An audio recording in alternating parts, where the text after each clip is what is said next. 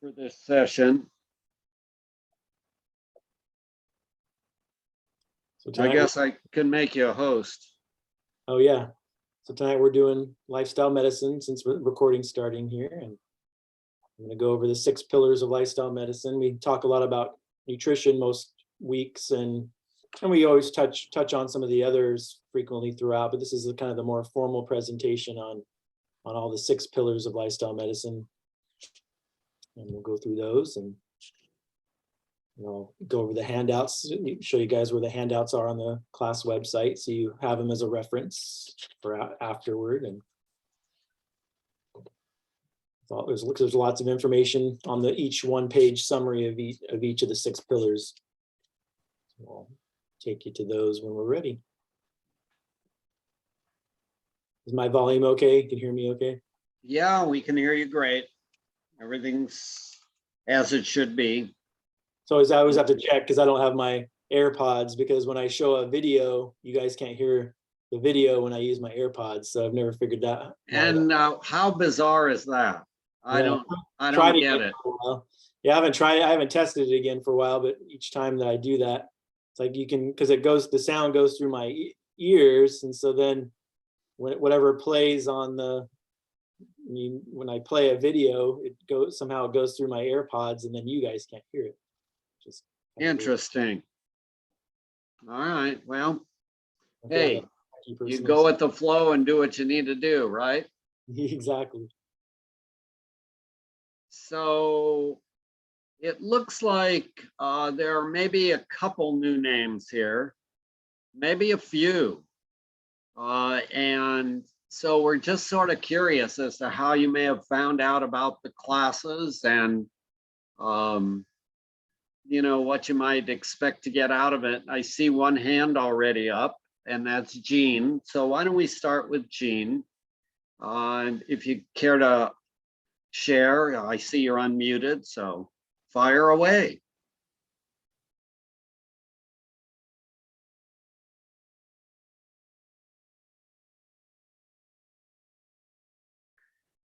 And maybe that hand was a mistake.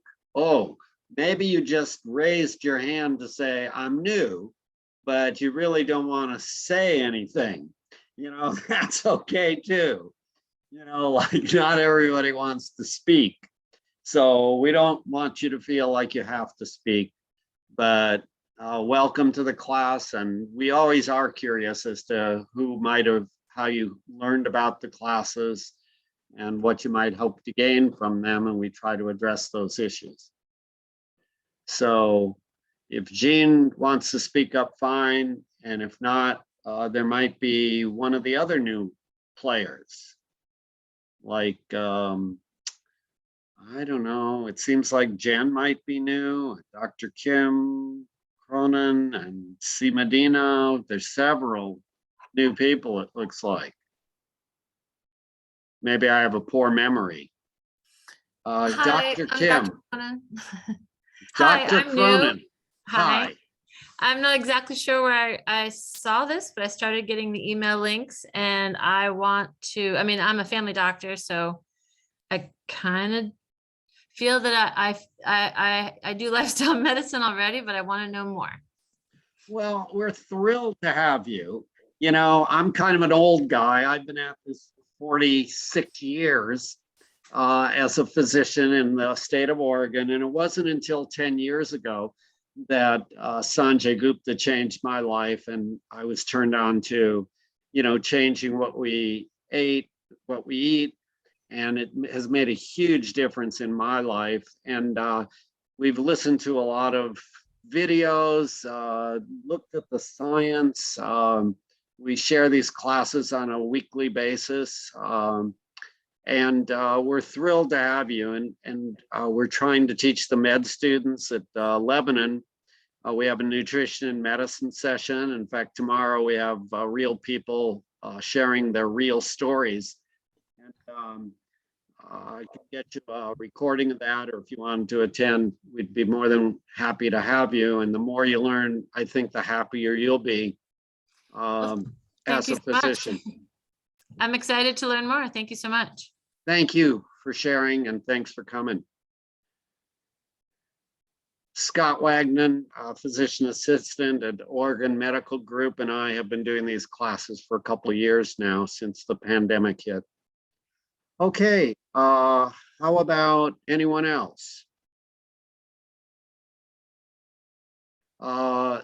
So Jen, you say you used to attend the classes and, you know, when the pandemic hit, you haven't, so welcome back. And we look forward to sharing with you some more. And anybody else? We good? All right.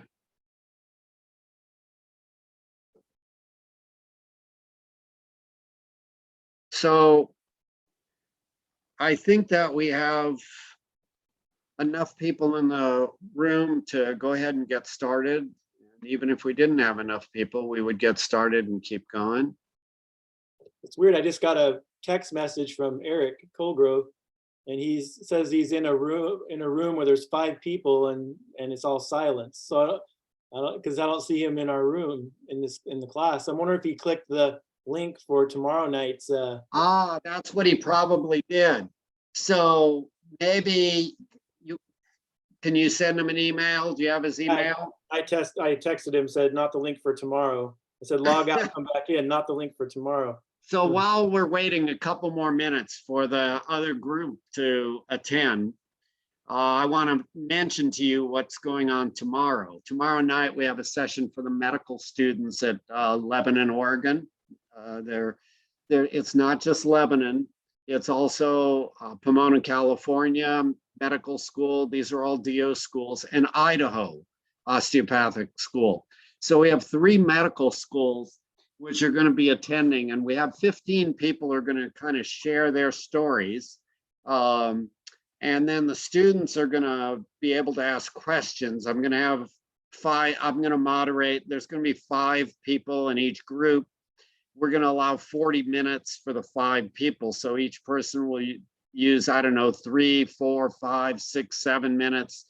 If everybody uses 7 minutes, it's going to cut the student questions down, but some people use more, some people use less. Then there will be student questions for that group of 5. Then we'll move on to the next group of 5 and move on to the next. And some people have some pretty inspiring stories. They're pretty lengthy. And so everybody will try to keep it on time, and I'll try to do that, of course, as moderator. It's going to be pretty inspiring. There's some really good stories, and I hope the medical students, I think a number of them will be inspired to do something different with their life. So you're all welcome to attend that. All you need to do is look on the note from Scott this week, and it has that information. I can't remember exactly where you put it, but it's in there. Yeah, it's just under the upcoming events on the class newsletter from Sunday. And just scroll down, you'll see the link. You just click the link, and it may or may not ask you for the passcode, which is capital N, lowercase I, capital M as in Mary. So nutrition and medicine, NIM. But I think last time I clicked it to test it, it didn't ask for a passcode, but I guess we'll just have it just in case you need it. All right, well, I guess I'll get started if that's okay. Okay, sounds good. And I'm sure they'll be logging on here one of these days soon. All right. So you can see my screen, I take it.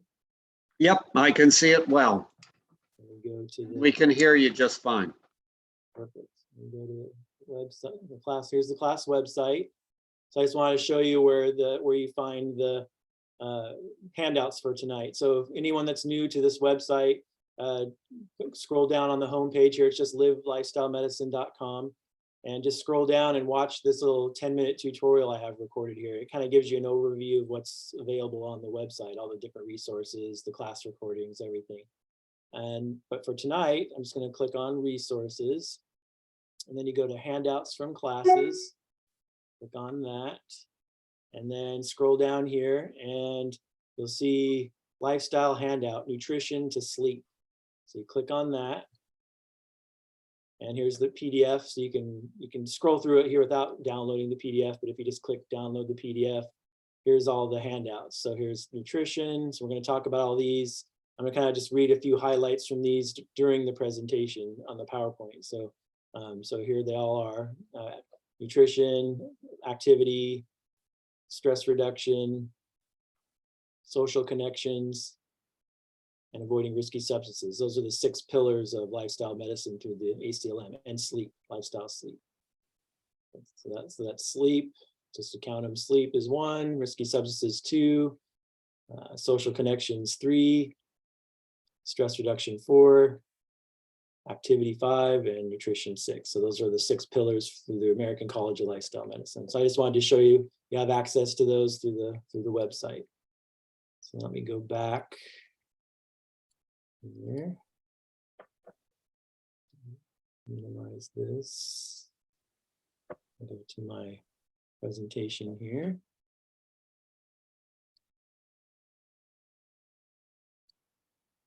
Okay, let me get this out of the way over here.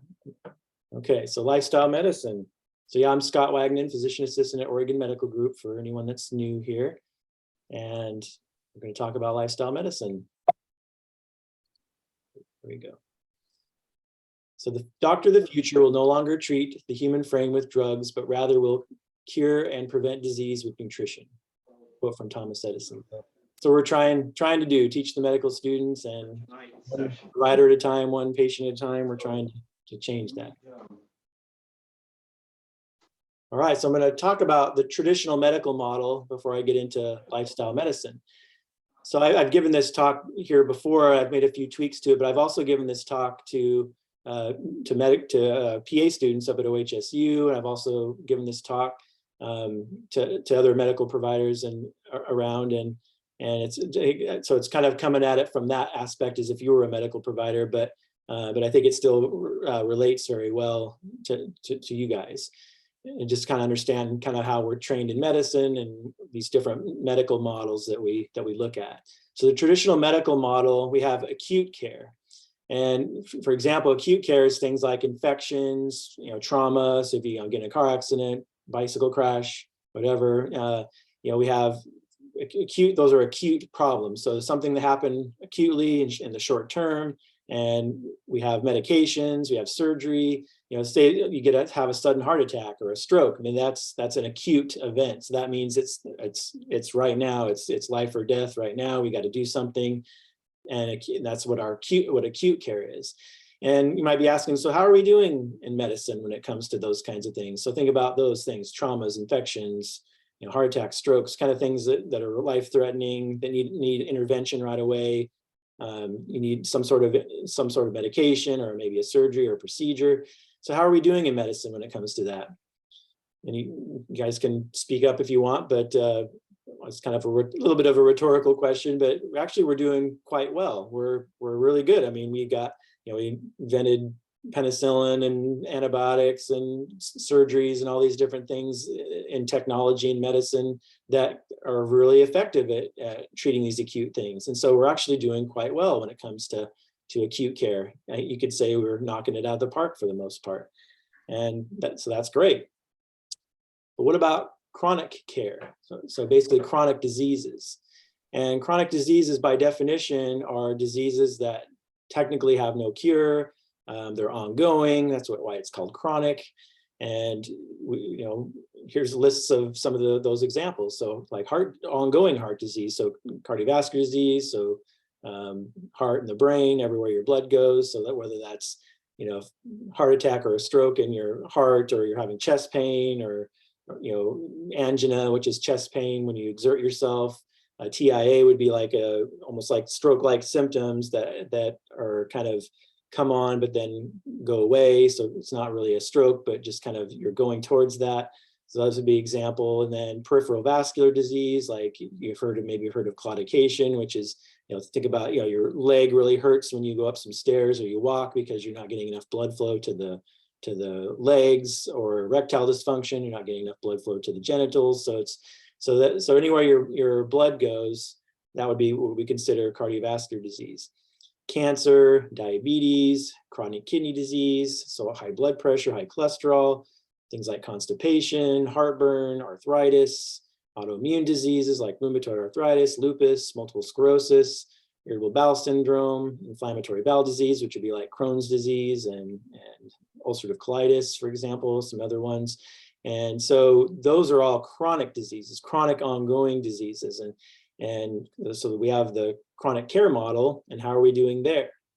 Well, if you've been to a few of these classes, you might realize we're not doing very well at all. We're actually doing very poorly when it comes to those things, because we're just kind of overseeing the demise of these conditions. Yeah, if we do medications and use the tools that we're trained to do, we can kind of slow the progression a little bit, and we can maybe decrease the complications a little bit, but we're just kind of residing over these conditions, and they still continue to progress, and you still continue to have these conditions. So we're not doing well when it comes to these things. And you think about, well, why is that? And so again, more acutely, it's chronic disease management, and the tools that we're given is kind of the reason that you're going to realize is the reason that we're not doing so well with that. So what tools are medical providers given? Both for acute and for chronic care, we're kind of given the same tools in our toolbox: medications, surgery, other diagnostic and therapeutic procedures, and things like that. So those tools in the toolkit are really do well for acute care, but they don't really do anything for chronic care. Not really. I mean, yeah, you can, again, like I mentioned earlier, slow the progression, maybe decrease complications a little bit, but you're not really addressing the root cause. You're not treating the causation of it. So how about lifestyle interventions? Doctors, we don't really, I know medical schools and PA school where I went, we didn't really learn. Yeah, we at the top of every treatment protocol was, diet and lifestyle interventions, but it's there, but it kind of gets lip service because we don't really get educated on how to really do it. It's just like, yeah, try to eat less, exercise more, lose some weight, that'll help. But we don't really use it. It's not really a tool that we have in our toolkit. And that's a problem. Okay, so what if, here's a hypothetical. Well, it's not really hypothetical, it's actually true, but what if you could prevent 80% of heart disease, 80% of strokes, 80% of type 2 diabetes, and 40% of all cancers? What if there was a pill that could do that?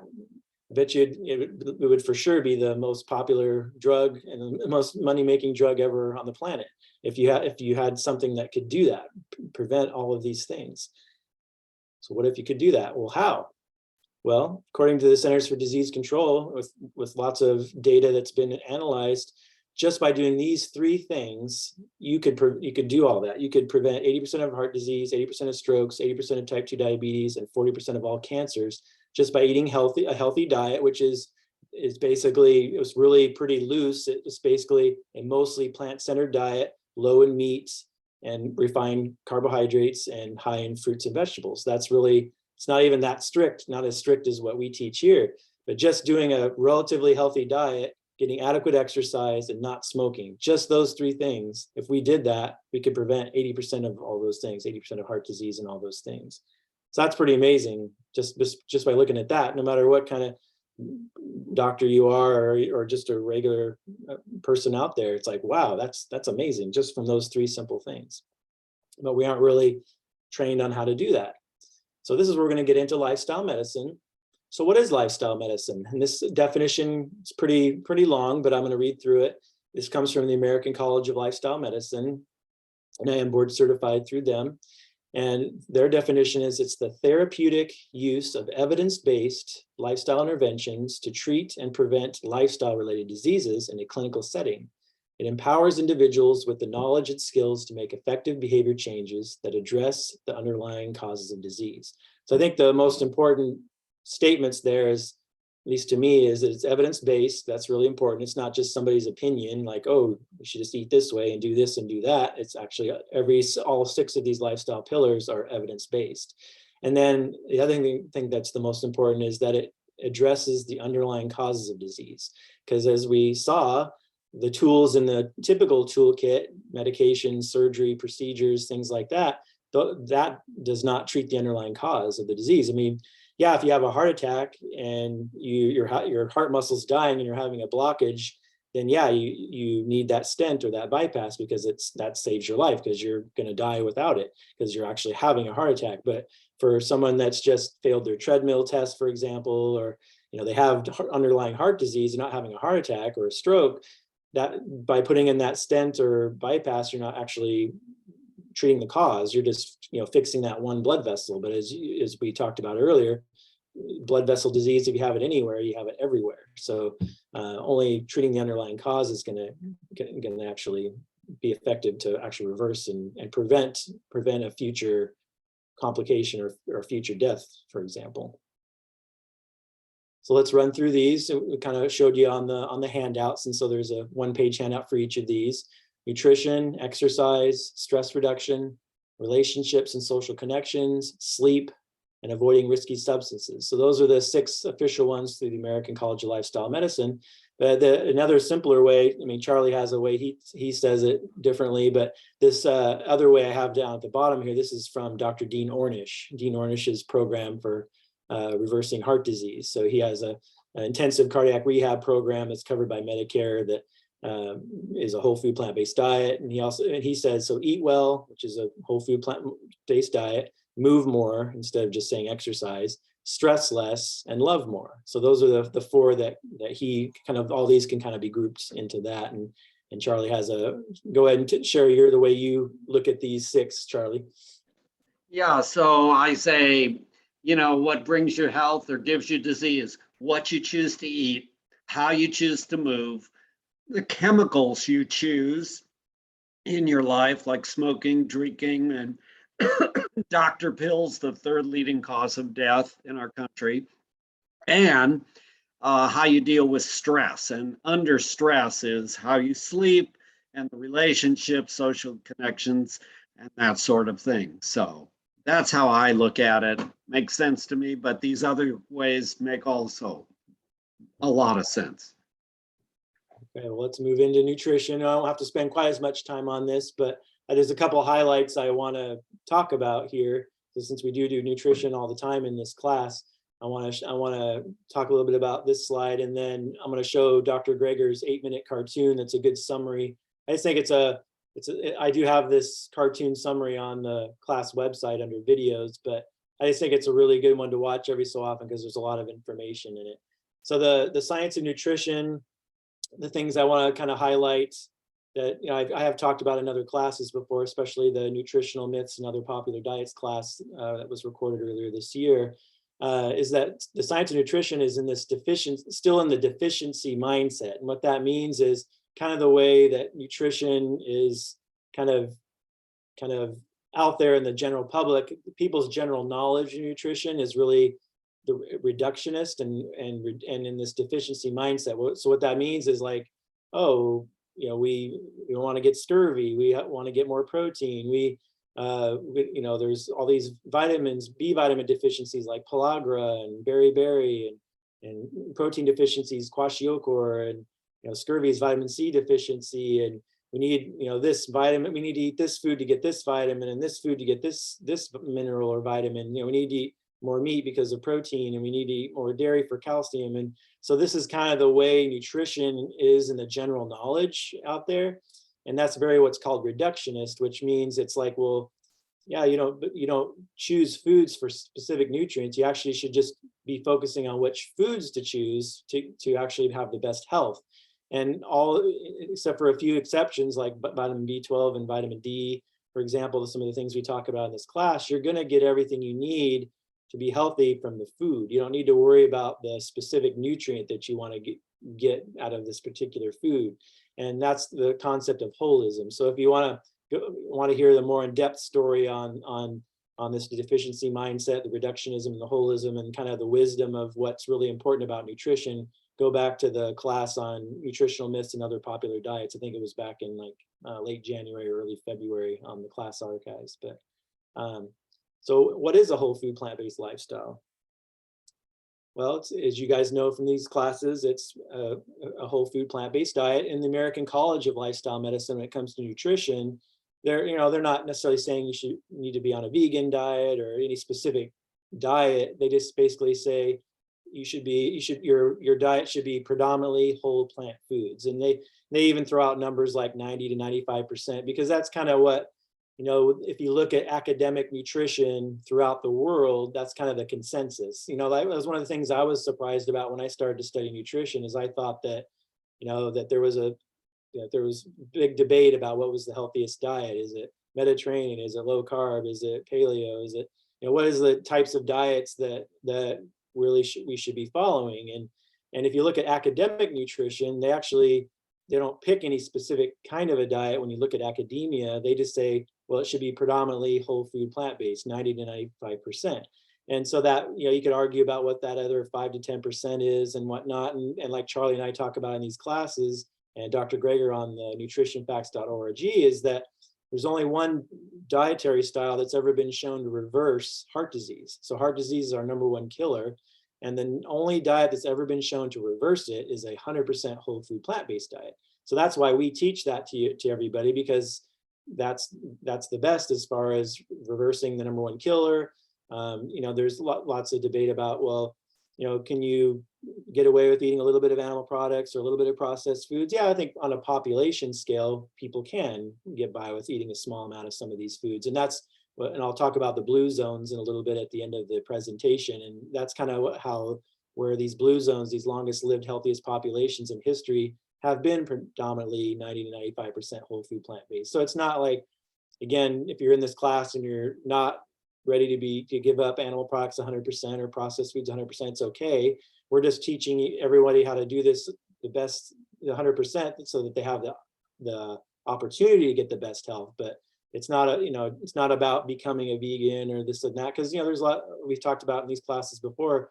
You could be a junk food vegan and not be healthy. So you could be eating, donuts are vegan, Oreo cookies are vegan, Impossible burgers are vegan. Those aren't healthy whole plant foods either. So it's like, so it doesn't mean you have to, be 100% vegan, but hey, try to go mostly whole food, plant-based. And again, this is what the American College of Lifestyle Medicine, the position they have based on the science. And again, except for, people with heart, if you're about ready to go and have a stent or a bypass, or you have type 2 diabetes and you're on insulin and you really want to reverse it, and you really want to reverse your diabetes and your heart disease, then hey, we would recommend going 100%, because that's what the science shows you can do that if you embrace that. So enough said on that, but let's go ahead and watch this 8-minute cartoon from Dr. Greger. It's a good summary of lifestyle medicine a bit, and the nutrition aspect, and how nutrition facts, and just some other issues. It all started with my grandma. I was just a kid when the doctor sent my grandma home in a wheelchair to die. Diagnosed with end-stage heart disease, she'd already had so many bypass operations that the surgeons essentially ran out of plumbing. Confined to a wheelchair, crushing chest pain, her doctors told her there was nothing more they could do. Her life was over at age 65. But then she heard about Nathan Pritikin, one of our early lifestyle medicine pioneers, and what happened next was documented in Pritikin's biography. It talks about Frances Greger, my grandma. It was a live-in program where everyone was placed on a plant-based diet and started on a graded exercise regimen. They wheeled her in, and she walked out. In a few weeks, she was walking 10 miles a day, went on to live another 31 years till age 96, to continue to enjoy her 6 grandchildren, including me. Her miraculous recovery not only inspired one of those grandkids to pursue a career in medicine, but granted her enough healthy years to see him graduate from medical school. So it's really all thanks to her. During medical training, I was shocked to find out that this whole body of evidence on reversing chronic disease with lifestyle changes, opening up arteries without drugs, without surgery, was being largely ignored by mainstream medicine. Wait a second, if effectively the cure to our #1 killer could get lost down some rabbit hole and ignored, what else might there be buried in the medical literature that could help my patients? I made it my life's mission to find out. That's what led me to start nutritionfacts.org, and that's what led me to write the book, How Not to Die. Surveys show people wildly overestimate the power of pills and procedures to keep them healthy. For example, patients believe cholesterol-lowering statin drugs are about 20 times more effective than they actually are in preventing heart attacks. No wonder most people continue to rely on drugs to save them. But our leading killers aren't caused by drug deficiencies. The dirty little secret is that most people surveyed said they would not be willing to take many of these drugs if they knew how little benefit these products actually offered. Whereas cleaning up our diets is not only safer and cheaper, but can be more effective in preventing, arresting, and reversing some of our leading causes of death because you're treating the actual cause of the disease. Each year, the CDC compiles the 15 leading causes of death, and so I have a chapter on each: how not to die from heart disease, how not to die from lung disease, how not to die from brain diseases, digestive cancers, infections, diabetes, high blood pressure, liver diseases, blood cancers, kidney disease, breast cancer, suicidal depression, prostate cancer, Parkinson's disease, and how not to die from so-called iatrogenic causes, which is essentially death by doctor. That's the first half of the book, and the good news is that we have tremendous power over our health, destiny, and longevity. The vast majority of premature death and disability is preventable with a plant-based diet and other healthy lifestyle behaviors. I didn't want to just write a reference book, though. Yes, there's thousands of citations to peer-reviewed scientific papers, but I also wanted to be a practical guide on translating this mountain of evidence into day-to-day decisions. And so that's what became the second half of the book. First, I start out with a traffic light system to classify everything to red light, yellow light, and green light foods. Though there are exceptions, I talk about the best available balance of evidence suggests the healthiest diet is one that minimizes the intake of meat, eggs, dairy, and processed junk, and maximizes the intake of fruits, vegetables, beans, which are split peas, chickpeas, lentils, legumes in general, whole grains, nuts and seeds, mushrooms, herbs and spices, basically real food that grows out of the ground. These are our healthiest choices.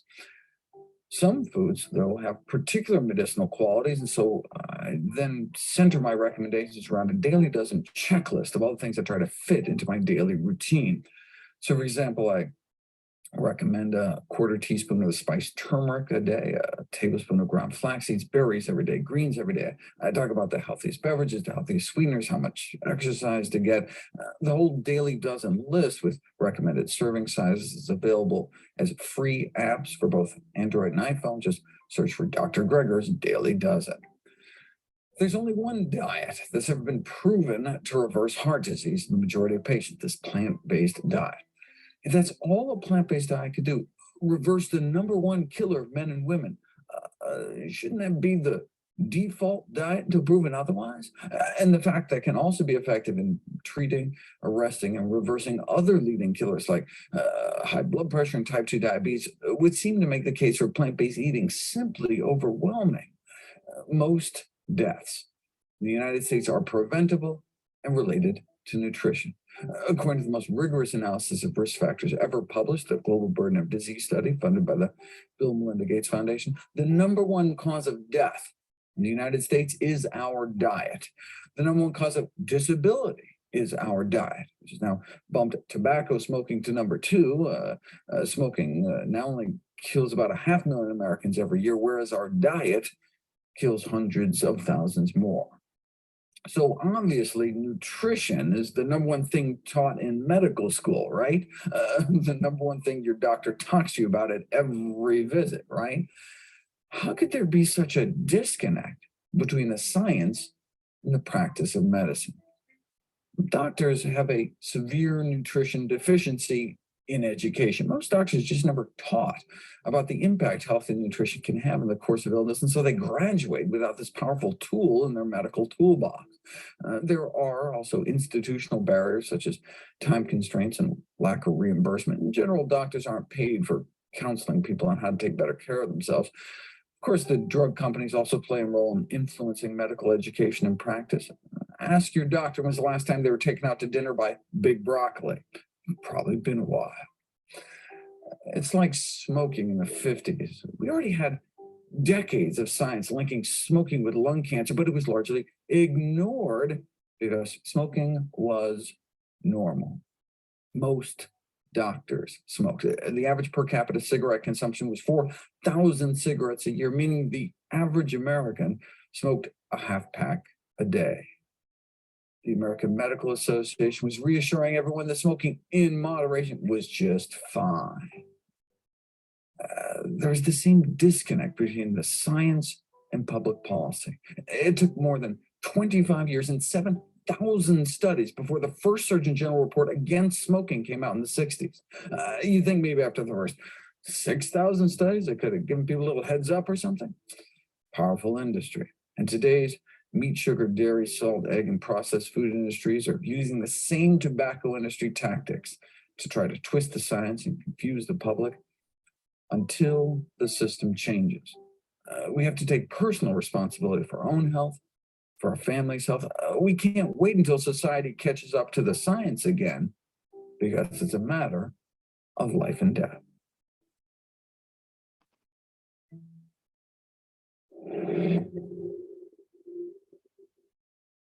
Okay. We'll definitely have time for, I'll get through these slides and then we'll have time for questions at the end as well. And after I show the video also. So there's a lot to get through here. So for exercise, so, I like the lifestyle activity. I mean, I wrote it as exercise here because kind of the thought is changing behind. We don't really have, if people think of exercise, they think of something you have to do that's formal, that you gotta, put different clothes on and go sweat at the gym or whatever you gotta do. But it's really just activity, so movement. So anything that you can do that involves movement that you enjoy, that's what you want to do. But a lot of the studies, the evidence-based studies on exercise benefits come from more formal activity because it's easier to measure. And so when you look at the consensus of the science, it's a minimum of 150 minutes per week of moderate intensity activity. And I'll go over some examples of what moderate intensity is and what vigorous activity is. It's 60 minutes a day for children and adolescents. So the minimum is 150, it's really 150 to 300 minutes. 300 is maximum benefit of moderate intensity. When it's vigorous activity, you can cut it in half. So 75 to 150 minutes for an adult of vigorous activity. And so let me go through a few examples. So moderate activity might surprise you, just simply brisk walking, heavy cleanings like washing windows, vacuuming, mopping, mowing the lawn, that's considered moderate activity, light bicycling, tennis doubles, recreational badminton. So those are some examples of moderate activity exercise. And then vigorous activity would be hiking, jogging, shoveling, carrying heavy loads, bicycling fast. So instead of just maybe strolling along, you're actually pedaling pretty fast to get your heart rate up.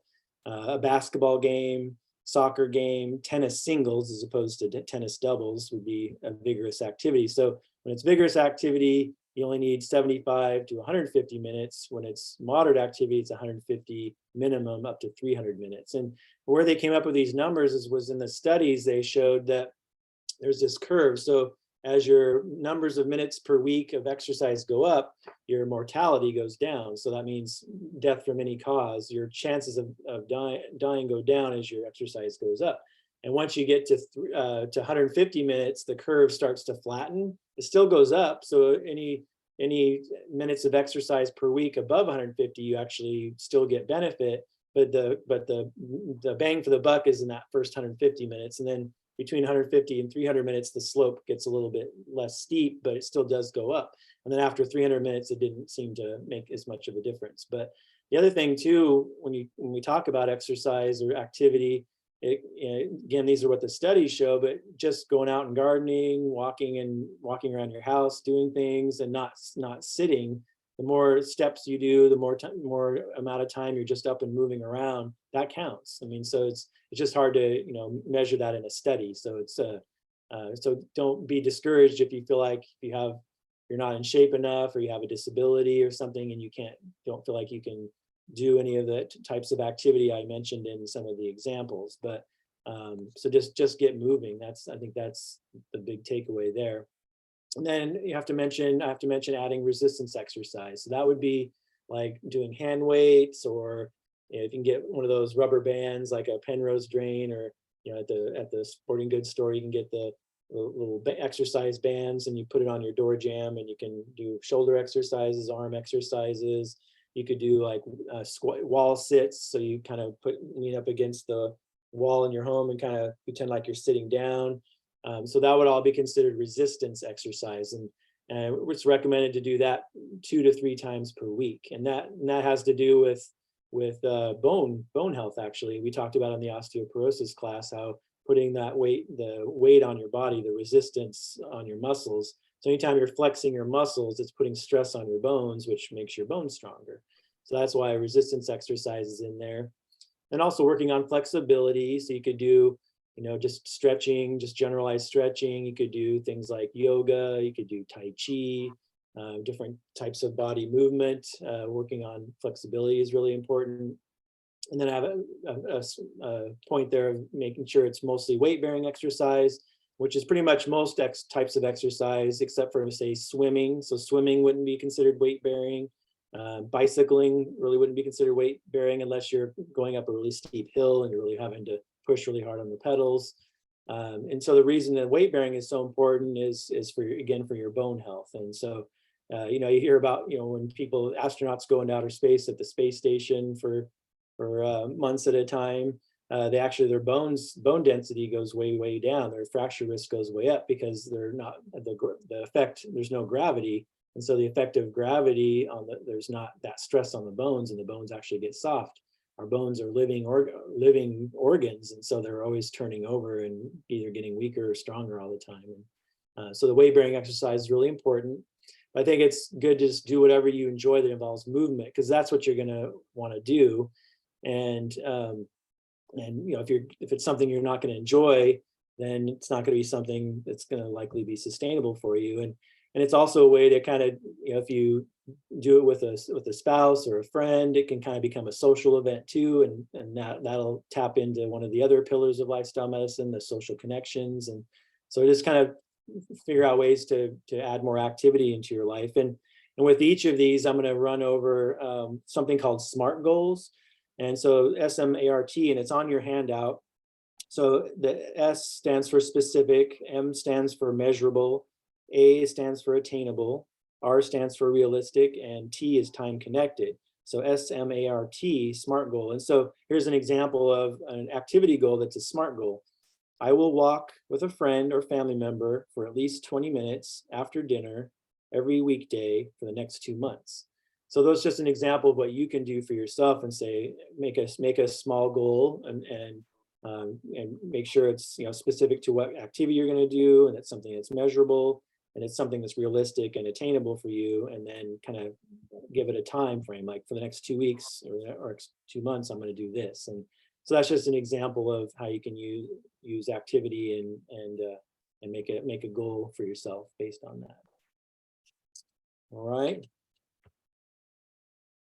I'm going to move to the next one. And again, we can come back and talk about any of these. Just jot down if you have any questions, either in front of you, or you can remember, or you can put it in the chat as well. So let's talk about stress reduction.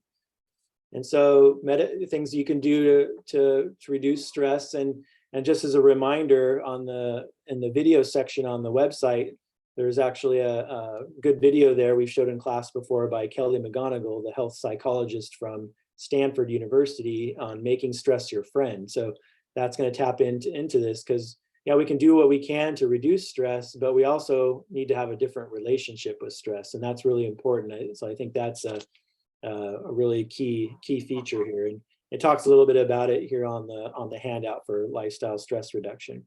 But doing things like meditation, which could be something more formal, like using the Headspace app on your cell phone. There's also Calm is another one. You can actually do types of meditation, or it can just be something that's really relaxing to you. You can do walking meditation, which is if you're on a track, for example, at a school track, or on one little maybe neighborhood block that you know really well, that you're on a sidewalk, where you can kind of just walk and kind of really focus on your thoughts, and that's a type of meditation as well. or just deep breathing, relaxation. It can even be things like doing arts and crafts or knitting or things like that. A lot of people get kind of a meditation type of effect when they're doing something like that. And that's all really, really good for having not only a healthy relationship with stress, but also with reducing the stress that you feel. And then other techniques are just observing mindfulness, which mindfulness is just kind of being present in the moment. And Charlie talked a lot about this stuff on how our mind affects our health in that class. But just like either journaling, or like when you're feeling stressed, you actually sit down and you write down like what you're thankful for, and you can like write down what your feelings are. Those are good examples of mindfulness. Or like when you're sitting down to eat or something, you kind of think about the food and how it was prepared and where it came from. And so you're just you're really tuned into your feelings and how you're handling the stress, and how you're just like, okay, I'm feeling stressed today. Why is that? And you sit down and you're mindful about what you're experiencing, and you're just kind of riding the wave, so to speak. And then also emotional resilience. And I think that goes back to the making stress your friend video as well, because you're kind of like, okay, I'm feeling this stress, but hey, this is making me stronger. This is, my body's feeling stressed, but this is good because I'm actually, my heart's going a little bit faster. I'm even a little bit sweaty because I'm feeling kind of stressed, but this is actually good because it's making me more prepared for the challenge that I'm addressing right now, the challenge that I have in my life right now. This is preparing me. And so watch that video too, because it really it's how you interpret the stress, whether it's a negative experience or a positive experience, makes a huge difference as to whether the stress is harmful to our health or not. And studies show that it's not harmful to your health if you interpret the stress as a positive thing, more of an emotional resilience type of a thing. And so, and then you can read through the stress reduction sheet, and it kind of gives examples of some of the examples I gave already, but also the other ways you can deal with stress. And then again, an example of a SMART goal for stress reduction is I will write about what I'm thankful for at least 10 minutes, 3 times per week. So it's just a specific example of something you could do to reduce your stress. All right. Let's move to the next one. Relationship and social connections. And so things you can do. So having lots of loving and supportive relationships with friends, family, and significant others is really, really important. When I talk about the blue zones, this is one of the things that they really hit hard on, is that they're really connected in their communities with their families. They get a lot of positive reinforcement. They have a lot of purpose in their life, things like that. So we really want to pay attention to our social connections.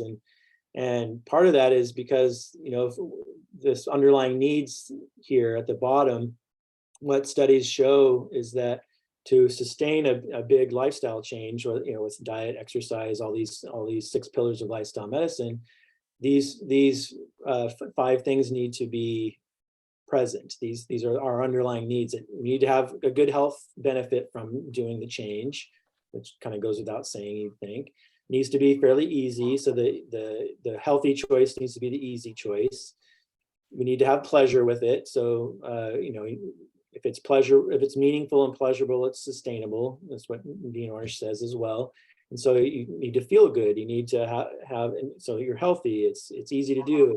There's a lot of pleasure related to it. You feel better. Your quality of life is better. Those are things that we have to have. And then we have to have acceptance as well, not only with ourselves, but with our friends and our family. And that's why, fostering these really healthy relationships and surrounding yourself with people that are positive in your life is so important, because they might not, your friends and family might not want to follow the same lifestyle that you're choosing, but they need to be accepting of it. They need to accept, they know it's important to you. It's going to help you be happier, healthier person. And so they need to be accepting of that and just supportive of that, even if they don't choose to do it themselves. And then it needs to be autonomous. You need to be the captain of your own ship. You can come to these classes, and Charlie and I can tell you, here's what the science says, here's what you should do to get the best health. that's great and all, but you have to be the one responsible. You have to be autonomous, and studies show that, you know, us, Charlie and I, just being the educators and telling you to do something, that's not enough. That's not gonna make a big change in your life. It's your responsibility. You're taking over for it. I'm autonomous. I'm doing this for myself. I'm the captain of my own ship. I'm doing this. That's one of the 5 underlying needs that you need for this to be a successful lifestyle change. So some of the other examples of things you can do to foster social connections is volunteering. So like, you know, like Charlie, I do these classes. That's one of the reasons we do it, because we feel good doing it. And volunteering is part of that. Having an online or community group like this is good. And that's why we have the Eugene plant-based providers as well. And we do all these community events, because we're trying to, you know, kind of create a community, create a tribe of all of us, so that we can support each other. And we all are trying to have the same overall goals to improve our health, and for us to stick together is really important. So we're trying to foster these social connections and relationships.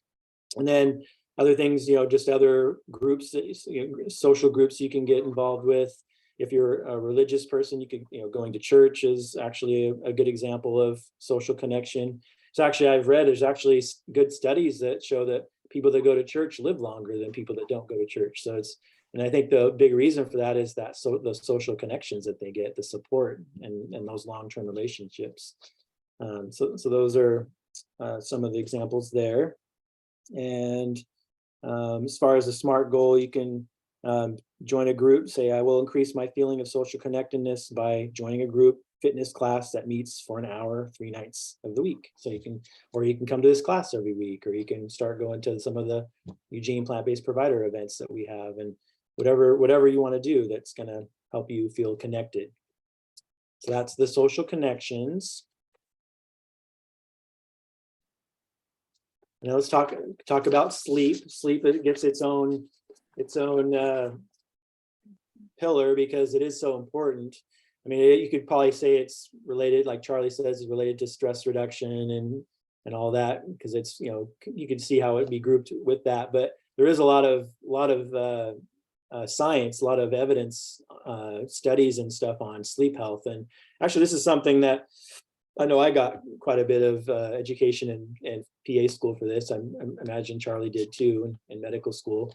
But you know, things like sleep apnea is one of the things that we're, you know, really it's high on our radar for diagnosing in patients, because it's so common. So if you're not sleeping well, if you're, you know, snoring really loudly, you're obstructing your airway, you're stop breathing at night, and you're not getting good rest, then it's going to be hard to do any of these other lifestyle pillars, because you're just going to be tired all the time. It raises your blood pressure, it increases the stress hormones in your body like cortisol, and you're just not getting that restorative sleep, and you're just always going to feel fatigued. And so people that have sleep apnea have a hard time staying awake during the day.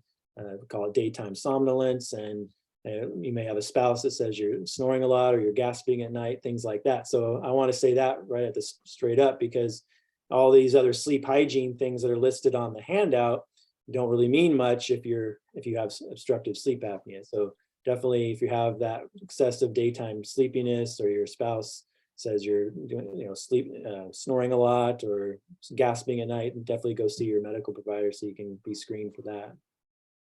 And then the quantity and quality of sleep is really important. So a lot of the science says, well, a minimum of 7 hours, 7 to 8 hours. If you're a child or adolescent, it's many more, 10 to 12 hours. But for most adults here, 7 to 8 hours is kind of the minimum, but also the quality of sleep. And there's a huge science of all the different cycles, and, you know, REM sleep, and all the different types of the sleep cycle. We go through multiple cycles throughout the night, and they're all really important. And things that disrupt that are kind of some of the typical things you might think about. You know, caffeine, alcohol use, those things disrupt your sleep. Too much food or drink close to bedtime. The blue light. So blue light is considered the light from your computer or a cell phone, television. So you want to avoid that into the evening time, because the blue light actually stimulates cortisol and suppresses melatonin. So when you're ready to go to bed, your cortisol goes down and your melatonin goes up. And so a lot of people will take, the melatonin supplements, but that can help a little bit, but it's really that natural balance. And so when it gets dark outside and your cortisol goes down, your melatonin goes up. But if we're watching television, using computers and cell phones and things, that disrupts that. And then making sure your room is a good environment for sleep, which is generally, of course, very dark, cool with good airflow, avoiding certain, lots of sudden noises and sounds. And then and the other things that disrupt the sleep cycle, or even sleeping pills like Ambien, for example, those types of pills actually, you might help you fall asleep, but it actually shows that it disrupts the sleep cycle and you don't get as good a quality sleep. So you want to avoid taking any kind of sleep aid, ideally. And now I won't read through all the other tips here, but you can look on the tip sheet for all the other things that can help with sleep. One in particular is exercising kind of later in the afternoon hours before you eat dinner. If somehow you can figure out a way to exercise then, that's actually some good studies show that improves sleep. And then kind of avoiding the things that disrupt sleep, obviously, are kind of common sense, but you can read through that on the sleep cycle. So very, very important. Yeah, if you're not getting, again, these all are kind of are so related. If you're not getting good sleep, you're probably not doing as well with your food choices and things. And if we're in that stress response, we're more likely to give into cravings and do something and eat something that's probably not the best choice because we're stressed and we're fatigued. Whereas if we're kind of using our midbrain when we're stressed and not getting sleep. And so then we're gonna make a more impulsive choice. Whereas if we're exercising and we're getting good sleep at night and have good social connections and all these 6 lifestyle pillars are optimal, we're going to use the frontal lobe of our brain, our kind of our judgment. We're actually going to think through, I should be eating this and not that. And so all these things get better when we get good sleep and pay attention to all these pillars. And then finally, the chemicals we choose. And so kind of, again, I stole that from Charlie there. And so smoking, so tobacco, smoking or chewing tobacco, vaping would be considered because most of them contain nicotine as well and can be very, very addicting. And that also affects the sleep cycle in a negative way too. And the alcohol we talked about, and then so kind of things that you might already be thinking about: alcohol, smoking, drugs, prescription drugs, recreational drugs. Those are all things we want to avoid. And we also got, I would say, in PA school and medical school, we also got quite a bit of training in this area.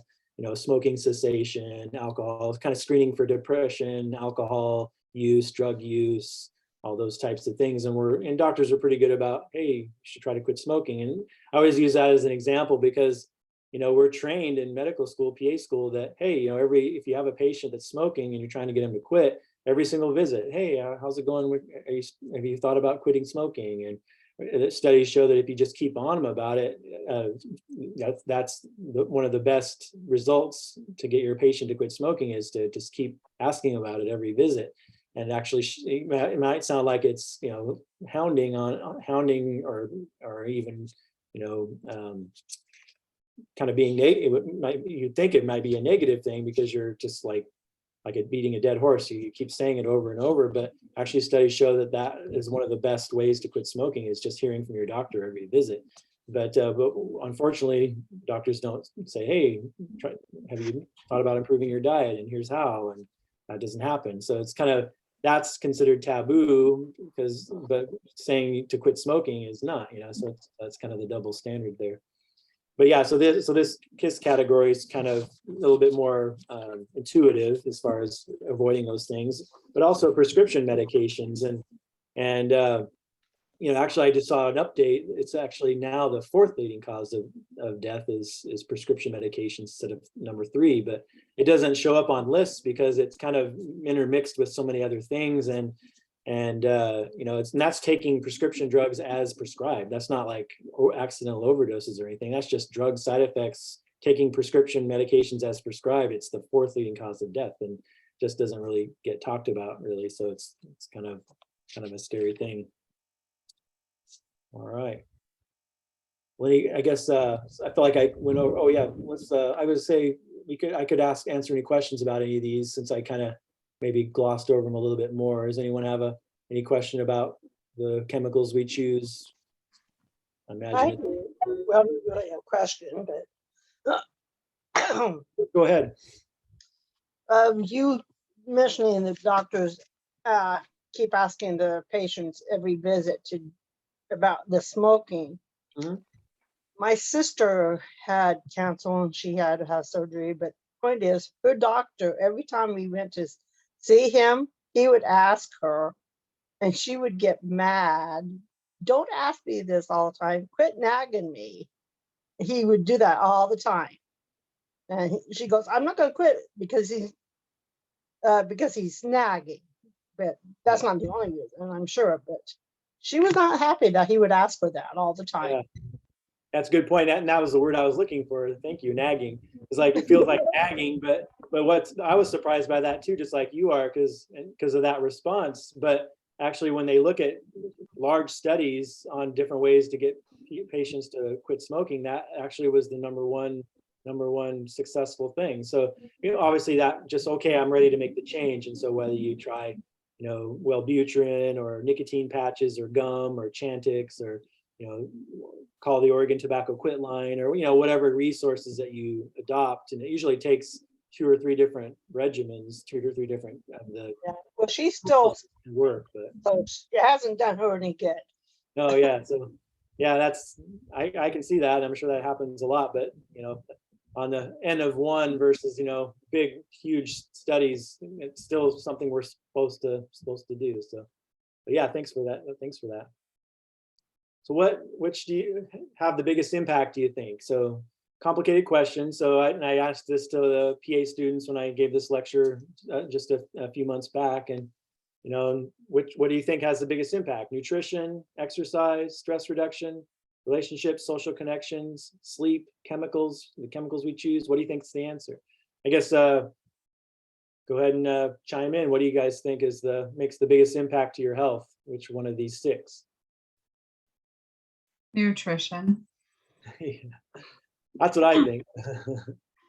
But again, my opinion's biased because that was my experience. So you guys remember my story. So I was riding my bicycle 7,000 miles a year. I didn't have very high stress. I had good relationships. I was sleeping well. I wasn't smoking or taking drugs, and I was unhealthy, and it's because I didn't have the nutrition right. So it wasn't until I got the food right that I got healthy. But I guess the quick answer is that it's all of them are important because they're all so related. Like I was mentioning earlier, if you eat healthier, you're more likely to exercise, you're more likely to have less stress, have better relationships, sleep better.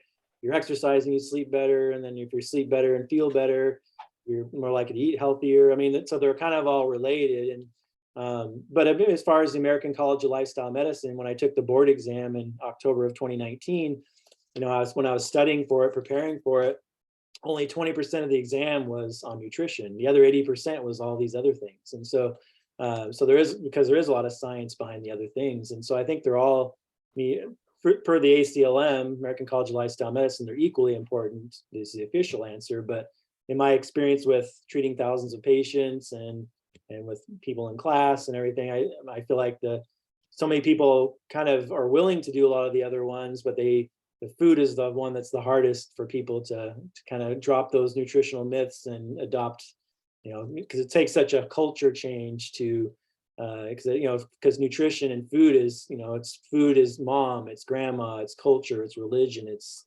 your social realm, your social groups. I mean, it's so tied to our culture that's probably the hardest one to get. And that's kind of like, I like this analogy I've heard before. So like, say there's a 6-number combination lock, right? So you have to put 6 numbers into a lock to get the lock to open. So chemicals is 1, sleep is 1, relationships is 1, stress reduction is 1, exercise is 1. But if you have 5 of the 6, the lock still doesn't open, right? But once you get that 6th one, to me is mostly the nutrition. your health opens, the lock opens. And so I think that's a good analogy of that. You really got to pay attention to all of them. But if you don't get the food right, in my experience with patients, is that's the linchpin. That's what you got to get. But you can eat healthy and do everything else poorly, and you might still not be as healthy as you could be, and you might not be as happy as you could be. So I think paying attention to all of them is really important. Well, and that's a great segue into the 5 blue zones. So the 5 blue zones are the 5 places on Earth that have the healthiest, longest lived populations. And so we talk about these a lot in class because, and Charlie talks about this a lot too, that, hey, these people in these 5 places on Earth, they were eating this way and living these lifestyles since they were born. And so if you were eating a 90 to 95% whole food plant-based diet, getting lots of movement throughout the day, getting good sleep at night, having a lot of purpose in your life, lots of social connections, and avoiding alcohol, too much alcohol, smoking, the chemicals we choose, and you ate that and you lived that lifestyle your whole life, you probably wouldn't, you wouldn't develop the chronic diseases, and you'll live to 100 years old like these people in these blue zones do. But that's not the reality of America. In America, for decades, we've been eating a poor diet and not living a healthy lifestyle for the most part. And so then once you develop a chronic disease, it takes a lot more drastic change to actually reverse a chronic disease once you have it. Whereas it's much easier to prevent a disease than to reverse it once you have it. And which is one of the reasons that we recommend a 100% whole food plant-based diet and doing all these lifestyle things, because we're trying to, it's like Charlie says, you got 1 foot on a banana peel and 1 foot in the grave. It's going to take a little bit more intense change to reverse that problem, as opposed to just staying healthy. And these 5 places on Earth have gotten it right throughout history. So it's a real interesting. That's a great book to read if you're interested. The Blue Zones by Dan Buettner. Any questions about that? About the 5 blue zones? Yes, I have a question. Sure. So what is the diet that they're eating in Loma Linda, California?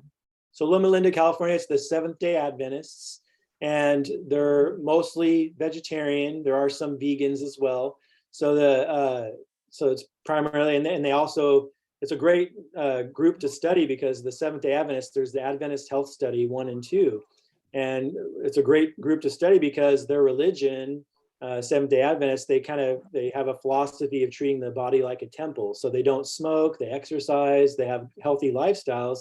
But that's great because there's different groups within their diets have different categories. So they have all the other healthy lifestyle behaviors, like all the other 6 pillars good, or the 5 pillars. And then with nutrition, they have omnivores, so they eat meat fairly regularly, and then there's ones that eat meat very infrequently. Then there's vegetarians, and there's pesco vegetarians that eat some fish, and then there's pesco ovo vegetarians, and then there's vegans.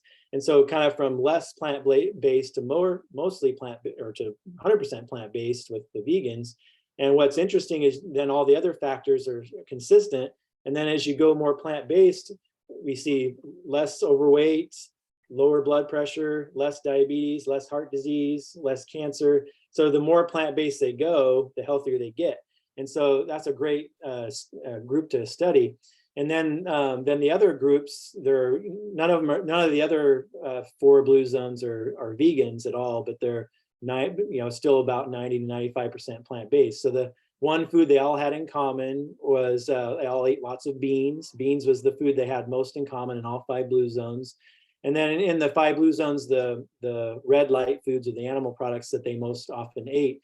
A little bit of fish, a little bit of chicken, occasionally eggs, and some low-fat dairy on occasion. And then olive oil was the kind of their, most of these blue zones do consume some olive oil, but it's very small. And again, the meat, the dairy, the oils, and the processed foods only make up less than 5 to 10% of their calories every day. So it's predominantly plant-centered diets. And that's kind of, it's just a great example of, on a population scale, what you see. But again, as Charlie and I would say, if you ate that way your whole life, you'd probably stay healthy. But if you already have diabetes or heart disease, then maybe you want to go even more than 90-95%.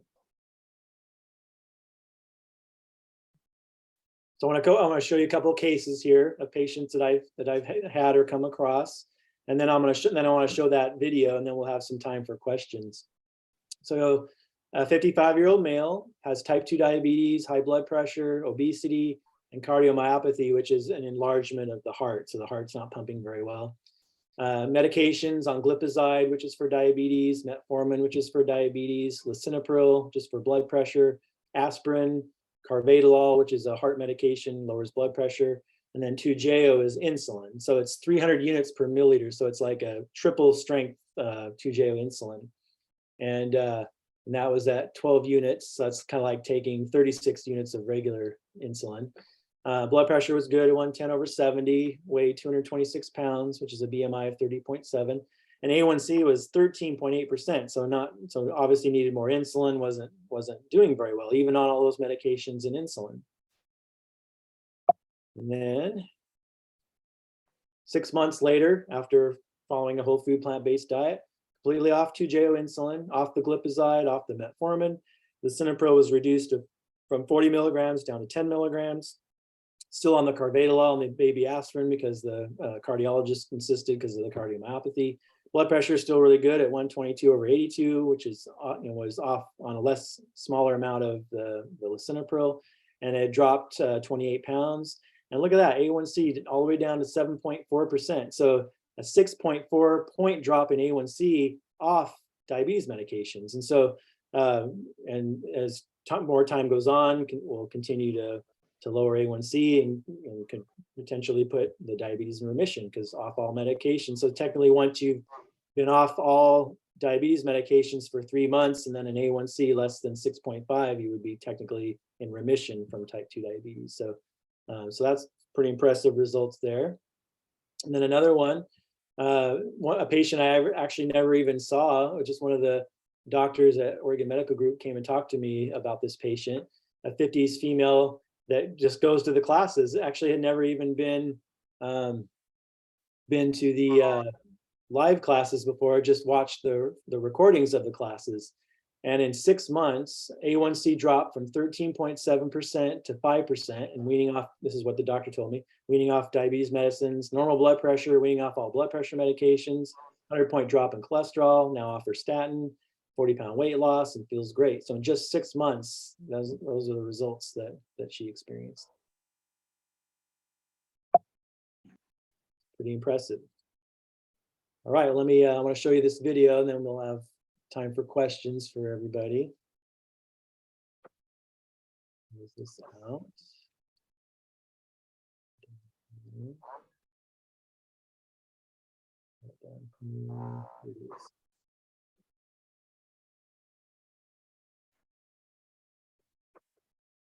If you're an Oregon homeowner, 2022 is your last chance to go solar. In December of 2020, Congress. I have the best job in the world right now, as far as I'm concerned, because I believe so much, because I see it every day in the power of helping people take charge of their own health. If it wasn't for this program, I don't know where my life would be. I see where I'm at now, being able to do activities I haven't done in years. I am so grateful to lifestyle medicine because it has really saved my life.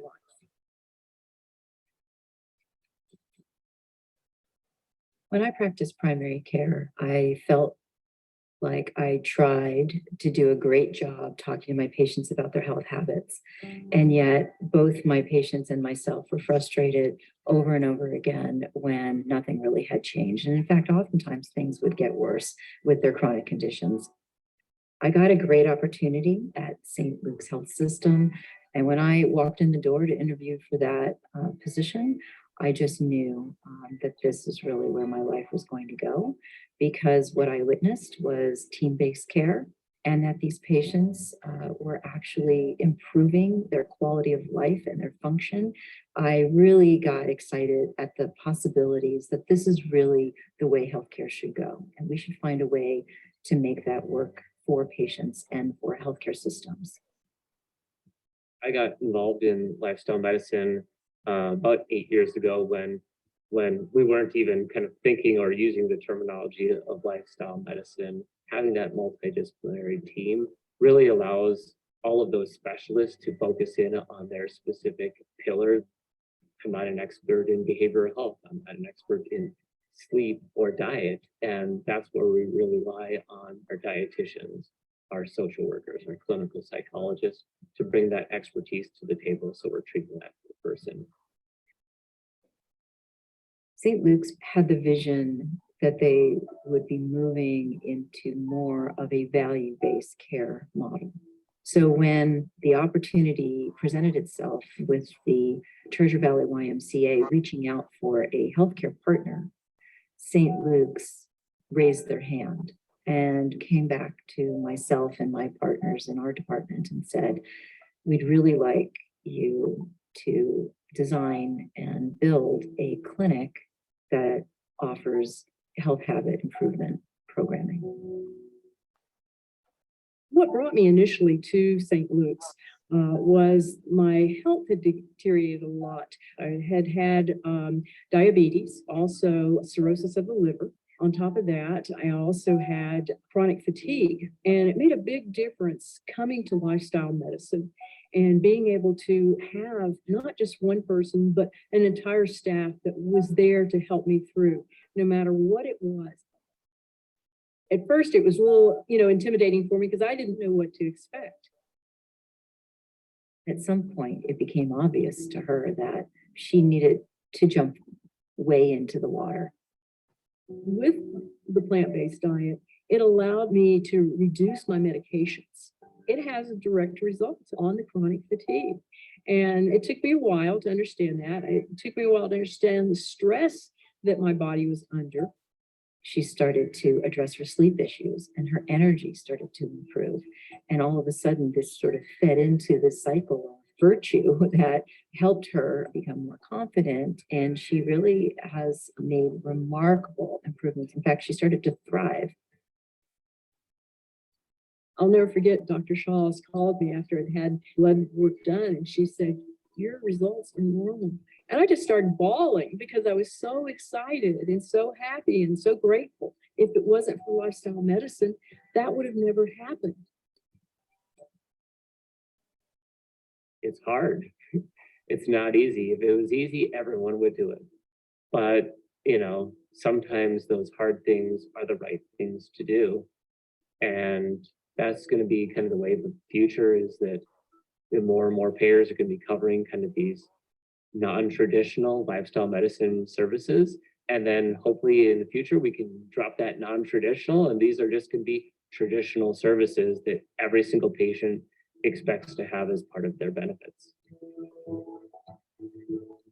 You can teach people how to take better care of themselves and overcome barriers to making sustainable health habit change. And they start reaping the benefits and start feeling better and start becoming more confident and building self-esteem. And then they're influencing their other family members and their neighbors. You are throwing a little rock in the pond here and having this incredible ripple effect on people's lives.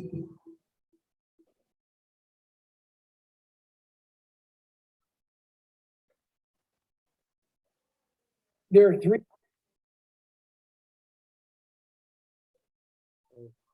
questions. See some in the chat there. Did you look at those, Charlie? Yeah, there were some specifically addressed about, having a slide on the SMART Smart goals. would be helpful. And is there a list of moderate intensity activities beyond just saying them? I think you could do a Google search and find moderate intensity activities by just doing a simple Google search. And all the ones I was reading off are on the handouts, which I showed at the beginning of class, are on the website. So if anyone missed that, I can go back and show you where those are again if anyone needs You to. might want to do that. While you're checking that out, for those who are new in the group, I usually whenever I see a patient, one of the first questions that I think about, or the first things I think about, is there's so much confusion. And so I ask the patient, you know, have you been confused about what might be healthy lifestyle choices, particularly in the foods you eat? And most of them say, well, I think I know what healthy food is, or yeah, I'm confused. And so I give them an example of why there's confusion. I said, you all know that fruit and vegetables are healthy. Yeah, we all know that. That's what we're told. Eat more fruit, eat more vegetables. But what else are we told? What's that other message? Don't eat carbohydrate. Well, if you don't eat carbohydrate, what are you eating? You're eating protein and fat. And so what's that? Animal products, pretty much. And so the disconnect comes when you tell someone to eat fruit and vegetables. They don't really understand that there's a lot of carbohydrate. It's not the simple carbohydrate. And so we have to be really careful about how we talk with our patients and how we bust that myth about how carbohydrates are the enemy. It's we need to focus that. Scott mentioned about the protein issue, that it's people make a big deal out of it, and fiber is what is really the deficiency. And yet we're not policemen. We're just sharing the science. And the last thing that I want to say before you finish off here is that one other thing I ask almost every patient now that I see at Volunteers in Medicine: has your doctor ever suggested that you might be able to get off of all these medicines you're taking if you make some lifestyle changes? And they say no. And I say, well, would you be interested in that? And they say yes, 8 out of 10 of them. And then they can become enthusiastic when you tell them that, hey, if you make some changes, particularly in your diet, how you move throughout the day and how you're dealing with stress, you can achieve success in what you want to do. And they become motivated and actually choose to do something different. That's what I wanted to say about this. All right.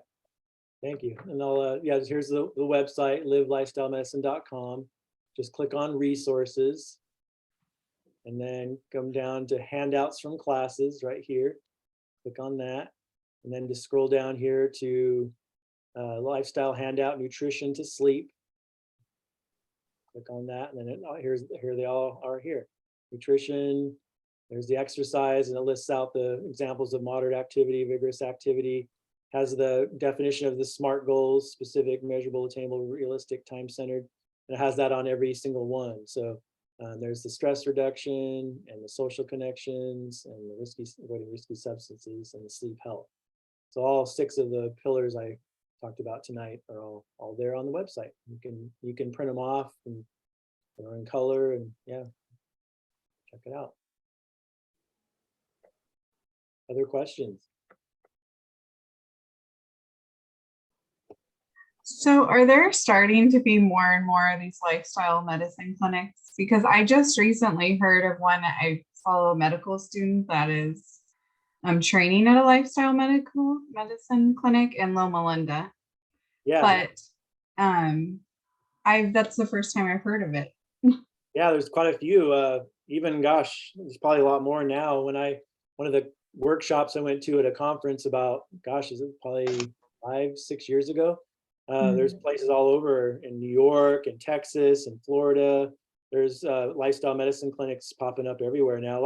Most of them are in hospital systems, kind of like the one in Boise, Idaho there at St. Luke's, but because it kind of makes more sense financially in some of those hospital-based health systems, because they basically, if they can keep patients out of the ER and keep people healthier, they actually save money that way. So it kind of pencils out better. Whereas, regular, like Oregon place where I work, Oregon Medical Group, it might be a little bit more of a hard sell, because you're kind of just getting reimbursed mostly based on how many times the patients come into the clinic. Although that's changing to what's called value-based reimbursement, like they talked about there at St. Luke's. And so the incentives are starting to change to where you keep your patients healthier, you get more reimbursement, because that's what we have to do in the medical profession is reward medical systems and providers to keep their patients healthy rather than, just the more pills you put them on, the more times they come to the hospital and the doctor, the more money you make. That's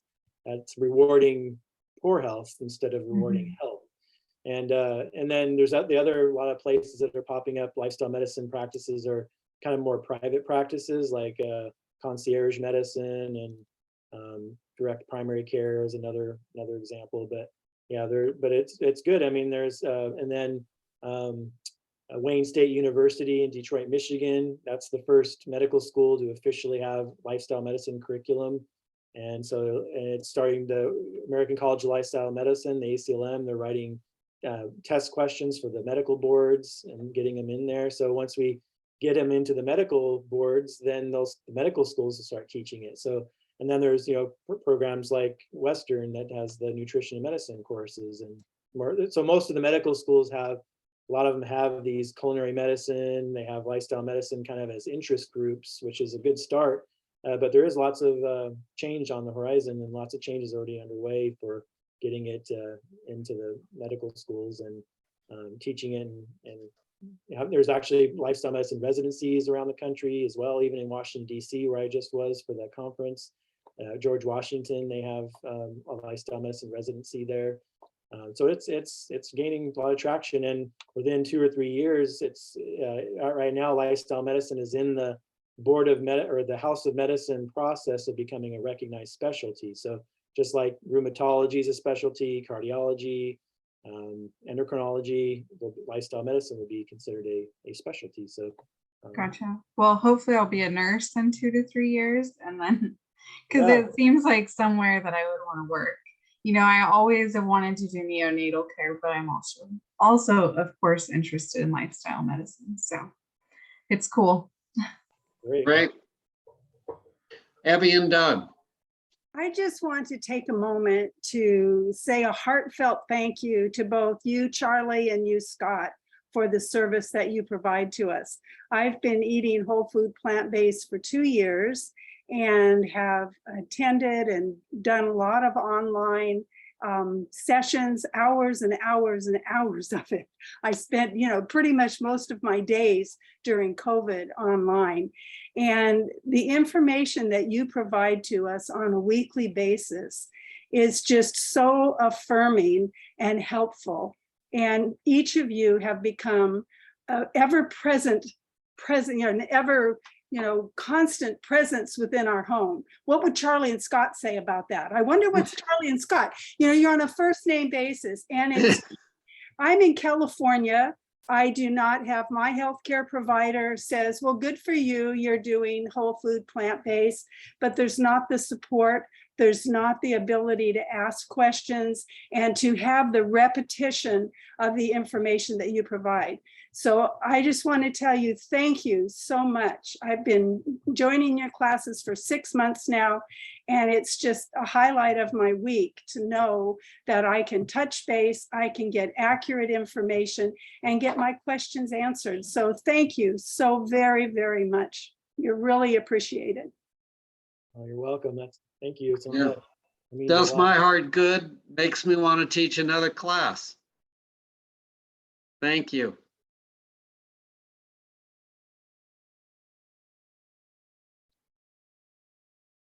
Next week, we're just kind of having an open forum, discuss more about lifestyle medicine, chronic kidney disease, or any other topics you guys want to chat about. So it's a good, I know I took up a lot of time. That was a lot of material I wanted to cover, so didn't leave as much time for questions, but I wanted to get all that in and wanted to show you that video. So I hope that was inspiring for you. Yeah. Thank you, Scott. And thank you all for attending. And again, tomorrow's going to be fun.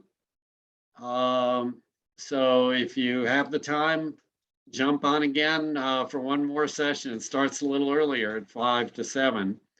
But if you're able to make it, and if you're not, that's okay. And again, thank you, Scott, for the presentation. And I hope everybody has got their eyes opened up a little bit more as to the benefits.